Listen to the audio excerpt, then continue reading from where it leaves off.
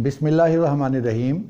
मेरे किसान news TV के सामीन और नाजरीन, मैं हूं आपका भाई हाफिज़ वसी मोहम्मद ख़ान और ये प्रोग्राम का दूसरा हिस्सा है जिसमें मैंने बताया था कि मैं अपने पाकिस्तानी किसानों को ज़रूरी साइंसदान बनाना चाहता हूं ताकि वो ये कुछ सीख कर अपने दोस्तों की, अपने इलाके के लोगों की मदद कर सकें।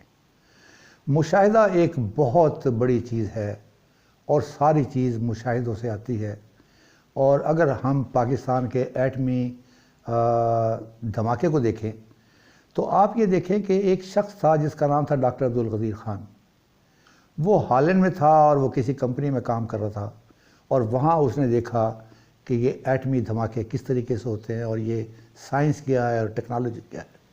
और जब वो पाकिस्तान आया तो उसने अपनी टीम इकट्ठी की और उसने वो काम करके दिखा दिया जिसके बारे में इंडिया के एक prime minister, deputy prime minister Lal Krishna Advani ने कहा था कि जो कौम टूथपेस्ट नहीं बना सकती वो एटमी धमाका कैसा कर सकती है, लेकिन उसने एटमी धमाका करके दिखा दिया।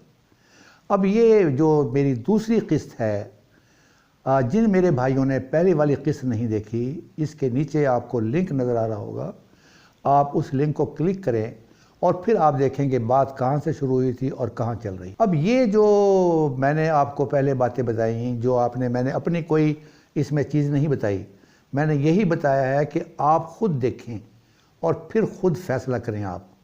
अब इसमें एक चीज़ जो है वो है बीज, और बेशुमार लोग बीज बेचते रहे हैं। कोई ये नाम है और कोई वो नाम है, कोई बकर का नाम है, कोई फैसलाबाद का नाम है, कोई अकबर का नाम है, कोई नीलम का नाम है, यानी गैलेक्सी का नाम है, बेशुमार। इससे पहले भी लोग सुनते आए हैं, शफक थी, सैर थी, वगैरह वगैरह। अब कोई आदमी जो है, जो एक गांव के अंदर है, किसी ने एक वैरायटी लगाई होगी, दूसरे ने दूसरी वैरायटी लगाई होगी, तीसरे ने तीसरी वैरायटी लगाई होगी। ज़रा आप बाहर निकलें, कुरान मजीद की वो आयत है कि कुल सीरू फिल अर्द, कि सैर करो दाएं बाएं अपने ज़मीन के ऊपर, यहाँ से आपको निशानियाँ मिलेंगी जो आपसे अल्लाह ताला की पहचान भी करवाएंगी। आपने ये भी देखना है कि आपने जो फसल लगाई है, जो आपने वैरायटी लगाई है, उस वैरायटी के मुकाबले में दूसरी वैरायटियों की पैदावार कितनी है, ताकि आइंदा आने वाले वक्त में आपके लिए फ़ैसला करना आसान हो। और ऐन मुमकिन है कि जो आपने वैरायटी लगाई है शायद उसी की पैदावार बहुत ज़्यादा हो। तो ये चीज़ जो है ये आपको मतलब देखनी है। उसके बाद आपने एक ये देखना है कि अगर आपके पास 50 एकड़ है, 20 एकड़ है, ज़्यादा है, कम है, सारी बिजाई एक दिन में नहीं होती। आपने वो तारीख़ नोट करनी है कि इस तारीख को लेटर से 15 नवंबर को मैंने ये एकड़ लगाया, 16 नवंबर को ये लगाया और करते करते 30 नवंबर आ गया।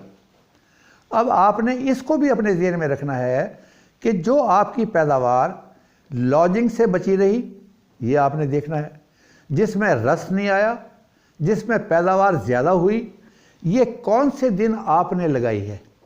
मैं जिस मुल्क में लगाया करता था वो 7000 हेक्टर थी, हेक्टर। और मैंने देखा, जब ये सारा देखा तो मैंने देखा कि जो मैंने 30 नवंबर को लगाई है उसकी पैदावार सबसे ज़्यादा थी। और अगर मेरे बस में होता कि मैं 7000 एकड़ एक ही दिन में लगाता तो वो मैं 30 नवंबर को लगाता। तो आप लोगों ने 15 नवंबर से लेके 15 दिसंबर तक लगाई है। इसमें आपने इस पैदावार को भी मद्देनज़र रखना है। प्लस आपने एक और चीज़ करनी है, और वो ये चीज़ करनी है कि मौसम पे निगाह रखनी है।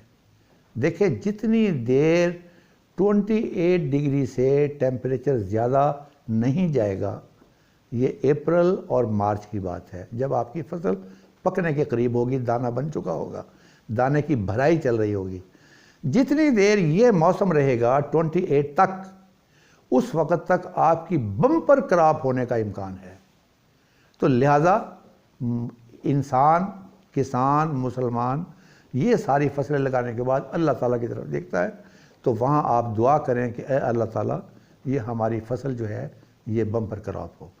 अब महकमा ज़राअत जो है वो मैं समझता हूँ कि ये सबसे इफ़ेक्टिव ये महकमा इस सेंस के अंदर है कि ग्रास रूट लेवल तक आपको फील्ड असिस्टेंट मिलेगा। मैंने पहले भी कहा था कि जब भी आपको कोई प्रॉब्लम हो आप वहाँ जाएं, आप इनके दफ्तर में जाएं, यहाँ डीजी तक का दफ्तर है, डेविस रोड पर ज़राअत हाउस है। आप अपना जो मसला है वहाँ पर लेकर जाएं। अभी यहाँ पर अगर मैं आपकी जगह पर हूँ, मैंने क्या करना है, जो ना आपको किसी ने बताया और ना आपने अभी तक किया है, और जब आप इसको 3-4 मरतबा मेरी बात को सुनेंगे तो आपको समझ में आएगा मैं क्या कर रहा हूँ।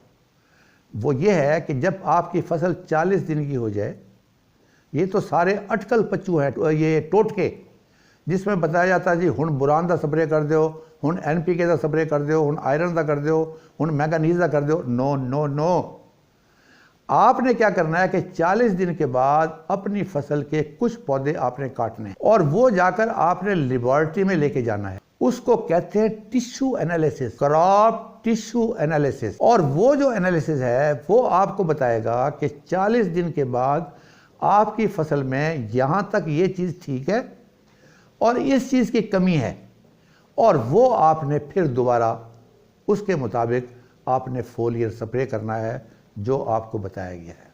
अननेसेसरली वो आपने धक्का नहीं देना, पैसे भी बर्बाद नहीं करने।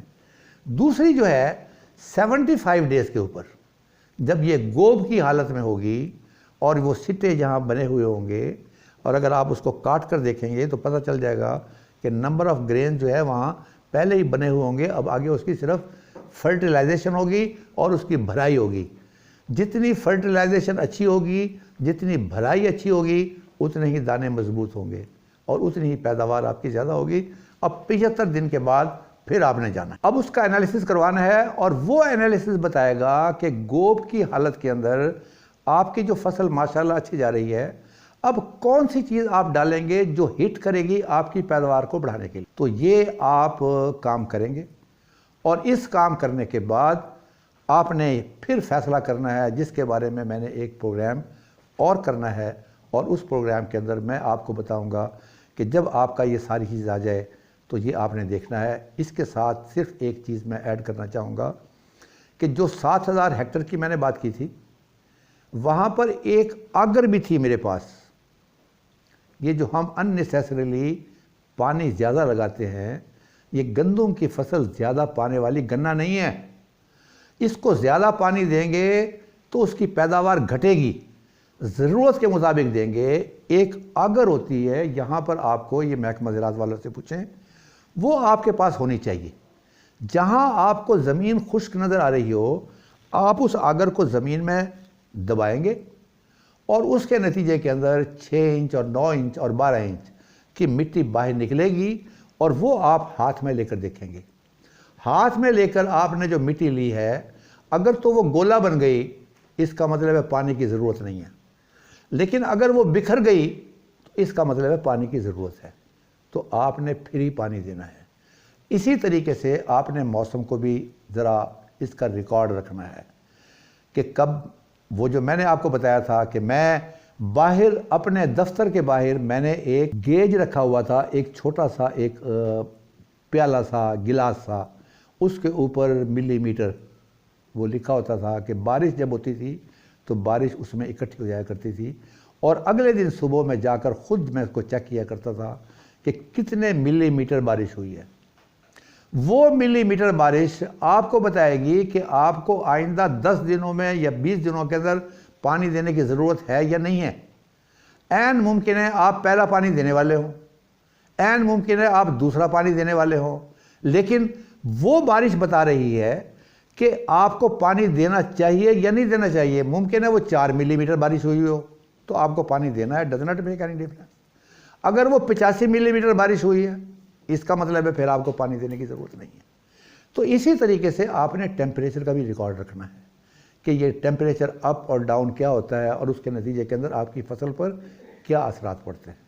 तो मेरे भाइयों, ये आप अल्लाह का नाम लेके जो चीज़ें मैंने बताई हैं इसके ऊपर ज़रा गौर करें, और जब आप आखिर में पहुँचेंगे तो मैंने आपको फिर बताना है कि आपने अपना बीज कैसे संभाल कर रखा। अगर आपने 20 एकड़ लगाए हैं और 1 एकड़ में 45 मन आई है या 65 मन आई है, तो आपने सिर्फ उसी का बीज संभाल कर रखना है, और वो जो भी वैरायटी होगी जो आप संभाल कर रखेंगे वो आप अपने पास रखेंगे, अगले साल इस्तेमाल करेंगे। 3 साल तक आप उस बीज को इस्तेमाल कर सकते हैं, और 3 साल के बाद आपने फिर बीज बदल देना है। क्योंकि ये महकमा ज़राअत वाले भी जो नया बीज का वो जो लेके आते हैं, उनमें से भी आपने इसी तरीके से ट्राई करनी है। और गवर्नमेंट ऑफ पाकिस्तान से मैं दरख्वास्त करता हूँ कि खुदा के लिए 2-3 काम करें।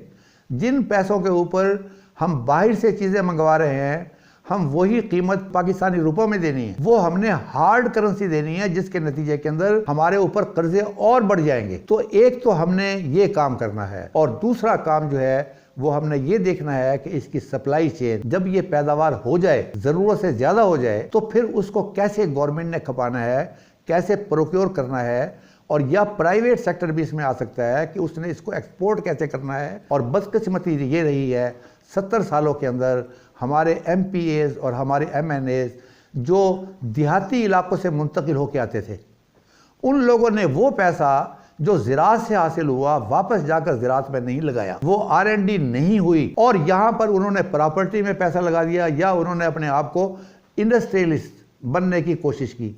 ना वो उधर के रहे, ना वो उधर के रहे। ज़राअत हमारी वहीं पर ही खड़ी हुई है और इंडस्ट्री हमारी किसी काम की नहीं रही। वमा अलैना इल्लल बलागुल मुबीन।